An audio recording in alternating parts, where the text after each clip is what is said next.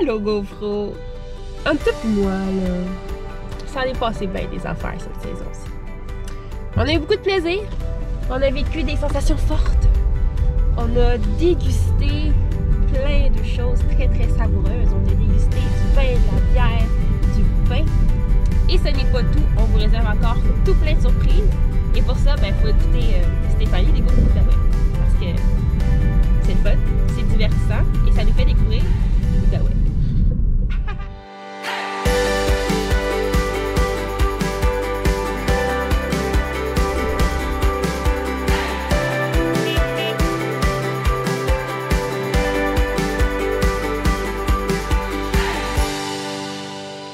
Pour bien conclure la saison de Stéphanie découvre l'Outaouais, on a pensé vous concocter un petit méli-mélo de toutes nos aventures qu'on a vécues ensemble. Et Jeanne-Sophie, notre réalisatrice, est parmi nous pour discuter des aventures et de toutes les activités qu'on a eu beaucoup de plaisir à faire. Et pour ce faire, mon autodérision, disons qu'elle est à son comble et que je me mets complètement à nu pour vous. Alors, bonne émission, j'espère que ça va vous plaire.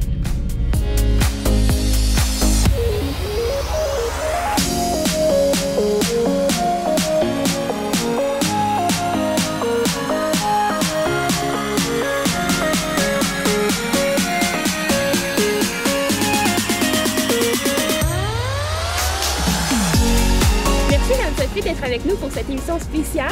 Oui, première fois devant la caméra. Comment tu dis ça?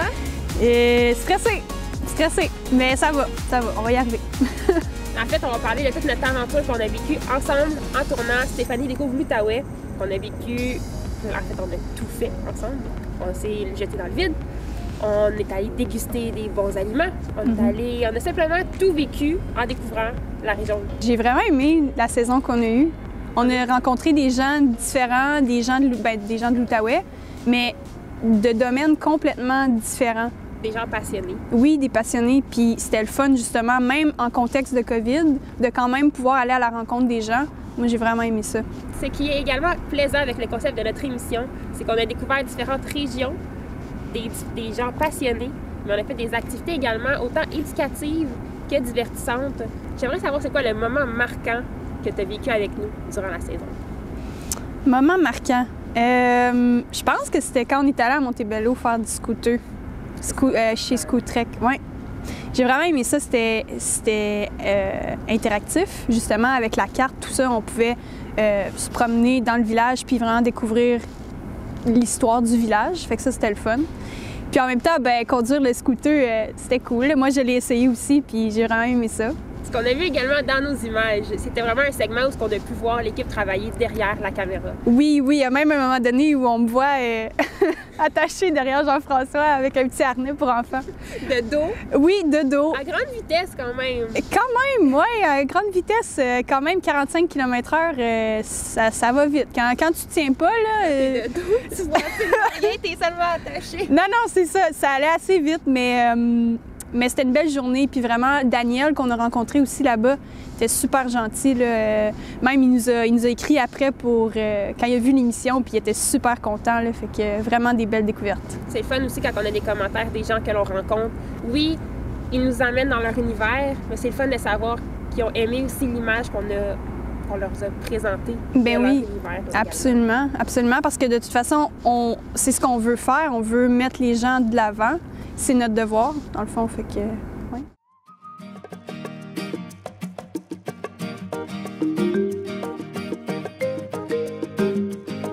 Daniel est super accueillant, il est super gentil. Avant de nous laisser aller dans la ville avec nos scooters, il nous donne une formation très complète pour nous rassurer et pour en fait nous donner confiance sur le scooter, ce qui est vraiment le fun.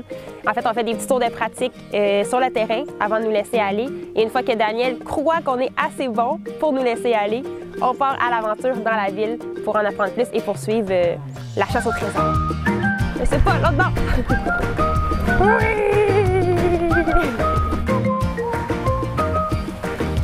Je suis prête. Bonjour!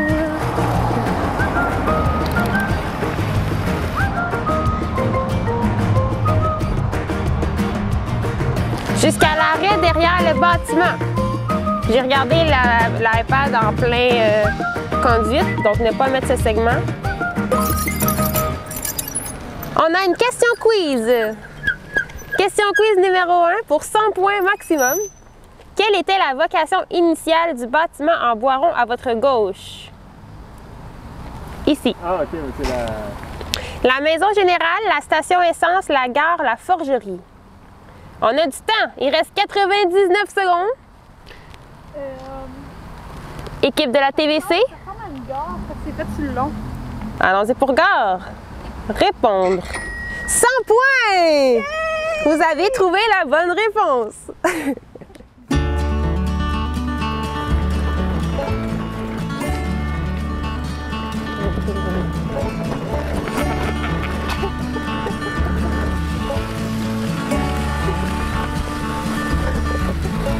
Il faut que tu accélères.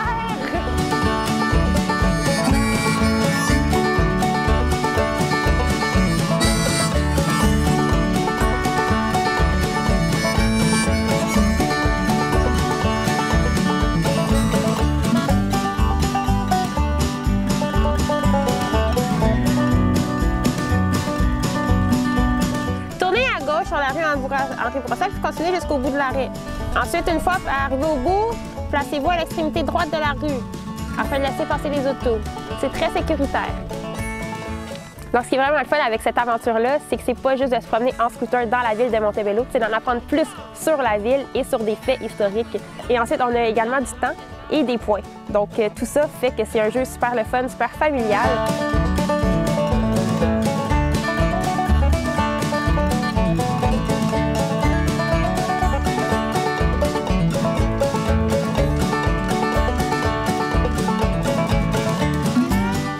Daniel a été super gentil, il nous a fait une visite guidée, on a vraiment été privilégiés pour ça. Il nous a amenés au-dessus de la montagne de Montebello pour nous donner une magnifique vue. Il nous a également amené voir ce magnifique point de vue qui est absolument incroyable. Donc Daniel, c'est vraiment une personne super gentille qui a vraiment à cœur son entreprise de scooter.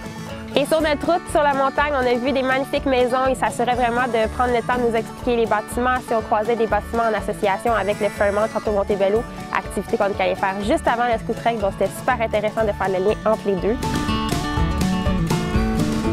Somme toute, c'est une aventure tellement plaisante, tranquille. 45 km/h, c'est assez rapide, donc habillez-vous assez chaudement. Mais sinon, on peut juste s'amuser, y aller à notre rythme. Et d'en apprendre plus sur les faits historiques, ça nous donne juste des discussions à raconter à notre souper par la suite. Il y a un moment qu'on a vécu ensemble, qu'on ne peut pas passer à côté, c'est le bungee. Oui. Inévitablement, ouais. Ça a complètement repoussé mes limites. Et en plus de le faire pour moi, je l'ai fait devant la caméra. Mm-hmm. Donc c'est comme un double défi à la journée. Mais ce qu'on ne voit pas à l'écran, c'est qu'à notre arrivée, ceux qui nous prenaient en charge ont demandé à l'équipe technique s'ils voulaient également faire un saut par la suite de mon saut. Ouais, ouais. Puis moi, j'ai dit non.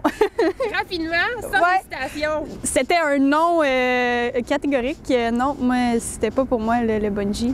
Et comment tu as vécu ton expérience à la caméra sur la passerelle du bungee? Parce qu'il faut dire que oui, on me voyait à l'écran, mais je pouvais pas être tout seul. Non, non, non, j'étais... Il y avait une caméra qui était à 2 pieds de moi, là. Ouais, et c'était moi qui étais sur la plateforme juste à côté de toi. Puis honnêtement, ça bougeait hein, en haut parce que je veux pas le vent, tout ça, le mouvement. C'est une grue, en fait. Oui, c'est une grue.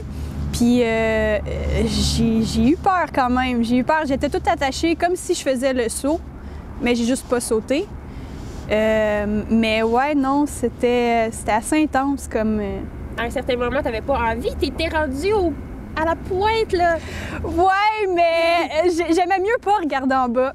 J'étais plus concentrée sur toi qui allais sauter. Je dois avouer que j'étais surprise parce que tu t'es lancée juste comme ça, comme sans hésitation. Elle a sauté. Stéphanie est partie. Et là, c'était quelque chose. Okay. Ça va? Je sais plus, là. Première fois à GMG? Ouais. OK. En changeant. C'est avec les harnais, oui. Pas de la peur. Ouais, c'est ça. All right. Ouch. 5 is really close. We can just go like 4, 3. Alright. Donc là, vous calculez pour pas toucher à l'eau? Ouais, ça va être proche, comme vraiment proche. OK. Nos twists, on en vient après, je fais une vérification lui aussi. D-ring safety, on va faire un style lock, genre, on va serrer ça. Comme il faut. Jour 2. Je peux pas croire que je suis en train de faire ça. Je peux pas croire. Tu peux avancer ici?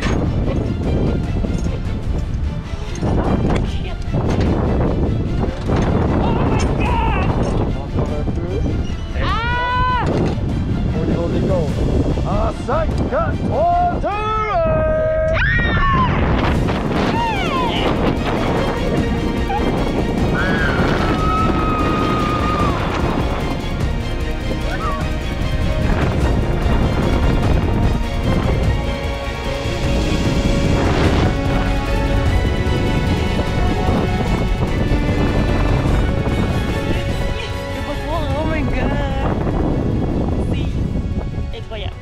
Tu sens rien, tu penses à rien, tu sautes, puis tu es complètement dans un monde ailleurs. Ouais, ça, c'est vraiment ça. Quand je redescendais, après avoir pris l'image de toi en haut, Jean-François était déjà en bas, lui, il t'attendait. Moi, je me demandais vraiment si on avait réussi à bien capter le saut. Parce que c'était tout orchestré, hein? Il y avait justement Jean-François en bas, moi j'étais en haut, puis on s'était dit, tu avais la GoPro aussi sur ton poignet. Donc là, on avait différents angles de caméra pour capter ça, mais on avait juste une chance pour le faire. Fait que j'avais un peu la pression de justement savoir si on l'avait bien capté pour pouvoir le diffuser. Jean-François, que l'on doit mentionner, qui est le second caméraman. Oui, Jean-François, on le salue. Bonjour, Jeff. Moi, j'ai vécu un énorme coup de cœur en faisant du paramoteur avec l'équipe de Parasurvol. Oui. Qui était une activité complètement hallucinante, en fait. Oui, il y avait le bungee qu'on s'est lancé dans le vide, mais le paramoteur, c'est plus un événement que tu profites. Alors que le bungee, au contraire, c'est beaucoup d'adrénaline, c'est beaucoup d'excitation, beaucoup trop de choses. C'est ça. Oui, c'est de l'anticipation. Exactement. Tu sais, c'est du stress avant, c'est du stress après, de comme, oh mon Dieu. Et en plus, on a eu le bonheur de le faire durant les couleurs de l'automne, qui nous a permis de voir tous les arbres colorés. C'est vraiment magnifique comme expérience. Puis je trouve ça plate parce que j'étais tout seul à le vivre. Oui. Tu sais, toute l'équipe technique, vous restiez en bas parce que c'était tellement un 2 places. C'est vrai. Mais ça vaut tellement la peine de le faire. C'est apaisant, c'est magnifique. Il y a quand même de l'adrénaline, on se le cachera pas. C'est quand même d'aller dans les airs, c'est quand même extrême là, comme aventure. Oui. Mais c'est plaisant. Pierre, à un certain moment, durant notre vol, il me dit « Hey, ça te tente-tu d'essayer de prendre le contrôle? » J'ai vraiment adoré. En fait, lorsqu'il te donne le contrôle, c'est que tu prends les sangles et tu peux tourner le paramoteur dans le sens que tu veux. C'est sûr qu'il y a des règles à suivre. Prendre en compte le vent. Mais tout ça, c'est Pierre qui s'en occupe. Moi, tout ce que j'avais à faire, c'est m'amuser à essayer de tourner.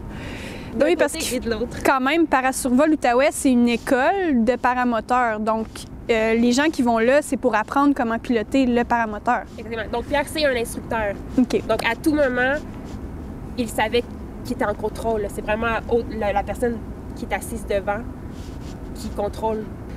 Somme toute, j'ai adoré cette expérience-là, simplement parce que ça m'a permis de voir l'Outaouais sous un autre œil, sous un autre angle. On voyait la rivière de l'Outaouais également. Donc, j'ai vraiment adoré profiter de ce moment-là.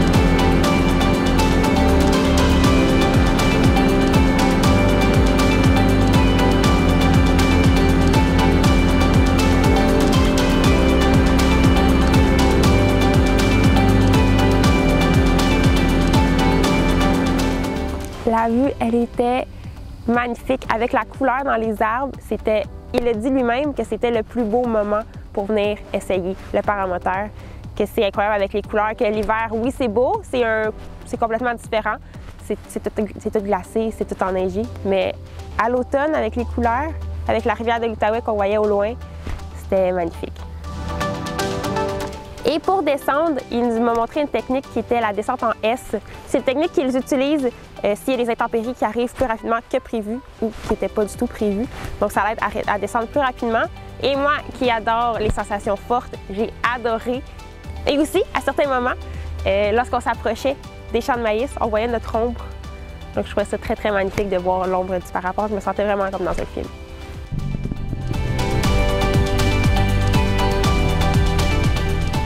Ce qui est encore plus merveilleux, c'est quand on fait des activités et qu'en même temps de s'amuser, ils sont éducatives. Au Parc Nature Éco-Odyssée, c'était une autre activité qui nous permettait d'en apprendre plus sur la faune et la flore, sur les animaux qui nous entourent, même qui nous apprenait à observer d'une autre manière l'environnement dans lequel on se retrouve. Donc c'est tellement important, je pense, d'avoir des activités qui jumellent autant le divertissement que l'apprentissage sous toutes ses formes. Donc c'est pour ça que j'ai également adoré le Parc Nature Éco-Odyssée, se promener dans un labyrinthe d'eau. Ouais. On a ça en Outaouais. Ouais.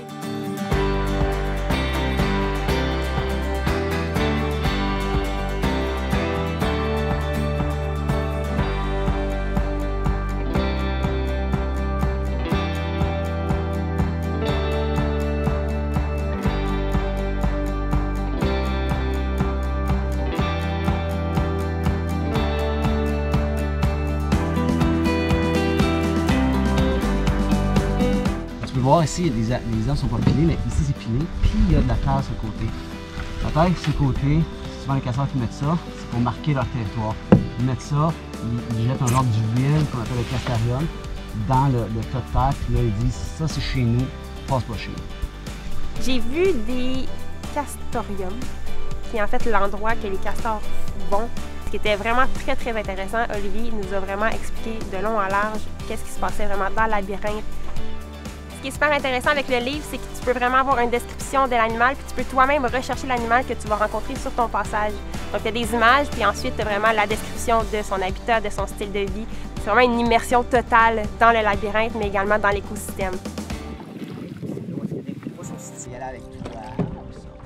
On va faire 2 fois droite. On a vu 2 tortues. 2 bébés petites tortues. Une tortue! Wow! Elle a de l'envers avec sa patte. Je pense qu'elle essaie d'avancer. Même aussi du rouge. C'est la tortue peinte. Voilà, je sais pas qu'est-ce qu'elle fait. Elle a l'air de se gratter. J'ai passé une super belle journée. Ça m'a permis de reconnecter avec la nature, de vraiment vivre le moment présent, de me promener sur l'eau. C'est paisible, c'est zen. Tu fais juste en profiter. Puis tu passes du bon temps dans un magnifique environnement.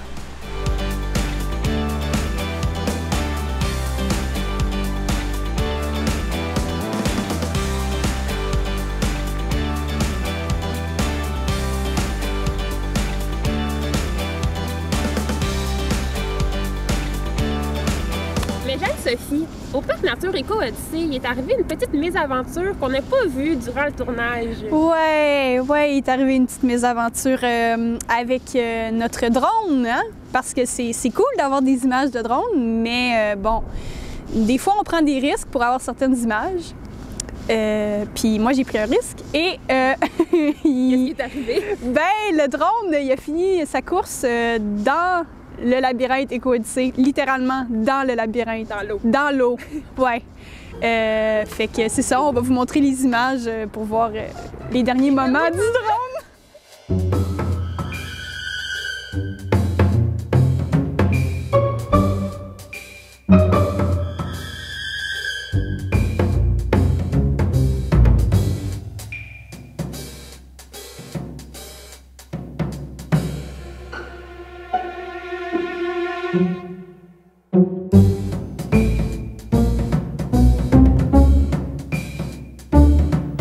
Ben, je dois avouer que quand j'ai vu dans mon petit moniteur de drone que justement j'étais coincée dans un arbre, j'ai eu un petit pincement au cœur. C'était comme « Ah, oh, non! Pourquoi j'ai frappé un arbre? » Dans toute la mésaventure du drone qui tombe dans l'eau, il y a une personne qui est allée chercher le drone dans l'eau. En fait, on est allé à la recherche du drone tout d'abord. Oui, ben je pense que vous l'avez entendu heurter l'arbre au début. Parce que ce que l'on doit expliquer, c'est qu'au moment que Jeanne-Sophie heurte le drone et contrôle le drone, moi je me retrouve dans un canot avec notre guide à déambuler dans le labyrinthe. Ouais. Et c'est là qu'on entend dans l'arbre. Ouais, comme un gros moustique qui s'en va s'écraser contre le pare-brise d'une voiture, mais là, c'était un drone dans un arbre. Sapin. Dans un sapin, ouais. C'est à ce moment-là que Olivier, notre guide, a décidé de nous aider dans notre quête du drone pour aller le retrouver dans l'eau. Oui, il s'est littéralement Jeté à l'eau pour aller récupérer notre drone, puis on en est très reconnaissante. Merci, Olivier. On a des superbes images de drone et on en fait encore aujourd'hui de super belles images de drone. Mais oui, ça peut arriver à n'importe qui là, de perdre un drone, ça fait partie de la vie. Exactement. Ce qui m'amène à parler des confessions, les fameuses confessions. Oui, le segment confession. Parfois difficile à garder notre contrôle, à garder notre sérieux en fait. Oui. Parce qu'on tourne les confessions à la suite de nos activités et on fait un rappel de ce qu'on a vécu, de comment on s'est senti et tout ça. Mais parfois, il y a des petites anecdotes, des Cocasse, hein? des petits cocasses, des relâchements de l'équipe. Oui, on peut le dire comme ça, oui. Je pense qu'on va simplement aller voir le segment pour comprendre qu'est-ce qu'on veut dire. À notre arrivée à l'usine, Alain nous a montré les différents ingrédients qui se retrouvaient dans une bière. Et après, on a pris la poche qu'on devait verser dans la... Jeanne-Sophie, reprends-toi. C'est une poche? Tu veux dire quoi? You're such a kid. Elle a les veines qui ressortent, c'est drôle. Oh, ta caméra, elle a pip. Ouais, je vois ça.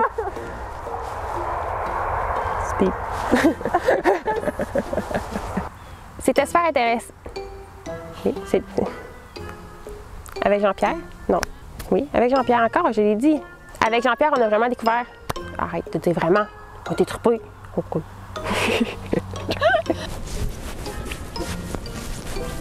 Ensuite, on est allé voir les bovins. Bovins? Les bœufs. Les bœufs.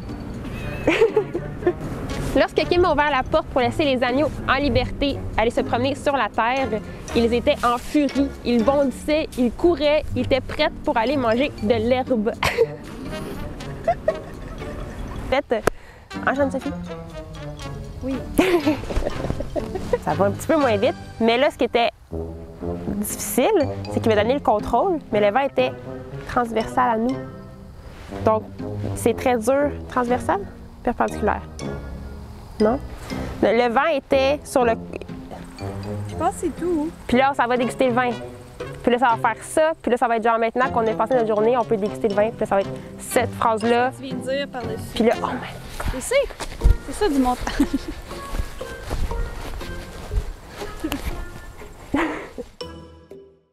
À un certain moment, tu as pris le contrôle de la caméra et tu as débuté les vlogs à Jeanneau.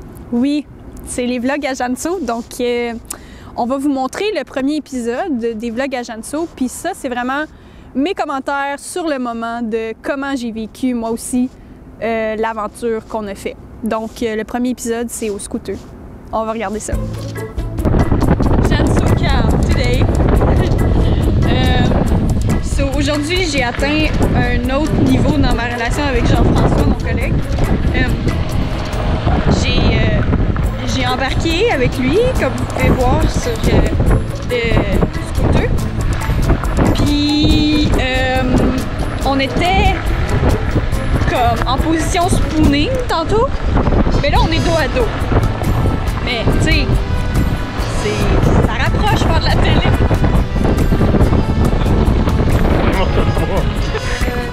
Qu'est-ce qui t'a donné envie de débuter les vlogs à Jeanneau? C'est juste sur l'impulsion du moment? Oui, parce que moi aussi, j'ai des choses à dire sur l'activité qu'on fait. Puis, justement, je me retrouvais avec la GoPro dans mes mains à ce moment-là, puis j'ai dit, pourquoi pas commenter moi aussi ce qui se passe? Fait que, voilà. Tout ce que toi, tu fais devant la caméra, on le fait aussi avec toi. Fait que c'est ça que les gens, ils voient pas. On te suit littéralement dans toutes tes péripéties. Et que... Ce qui est intéressant, justement, d'avoir un autre point de vue des activités. Parce que oui, on a l'impression que je l'ai fait tout seul, mais je suis jamais toute seule. J'ai toujours mon équipe derrière moi qui me supporte et qui embarque dans la vie de folie. Je trouve que depuis l'épisode 1, aller jusqu'à l'épisode 8, tu t'es vraiment améliorée. Tu as pris une belle confiance en toi, puis ça paraissait à chaque tournage que tu gagnais un peu plus de confiance en toi. Fait que je tenais à te le dire. Merci, c'est gentil. Moi aussi, je voulais dire que plus les tournages avançaient, plus notre organisation, plus notre efficacité était vraiment flagrante. Donc, c'est vraiment le fun de voir justement une évolution en très peu de temps. Là. On doit dire que la saison 1 a défilé sous nos yeux. Très rapidement, oui. Oui, vraiment. Donc, bravo à nous! Bravo! Yes! Nous allons maintenant nous quitter sur quelques inédits que l'on a captés durant nos tournages avec nos cellulaires pour démontrer la dynamique qui se passe avec l'équipe derrière Stéphanie découvre l'Outaouais. Et en même temps, pourquoi pas nous suivre sur les différents réseaux sociaux. Et on se dit à la prochaine!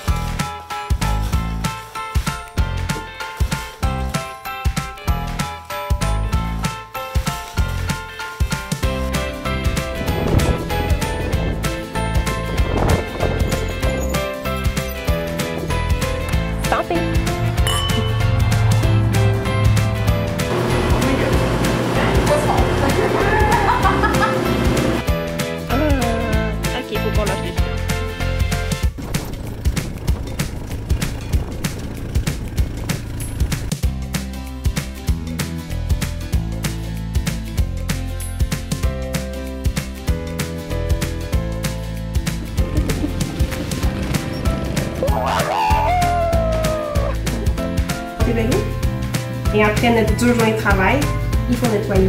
Donc je m'en mets dans la cuve, littéralement dans la cuve.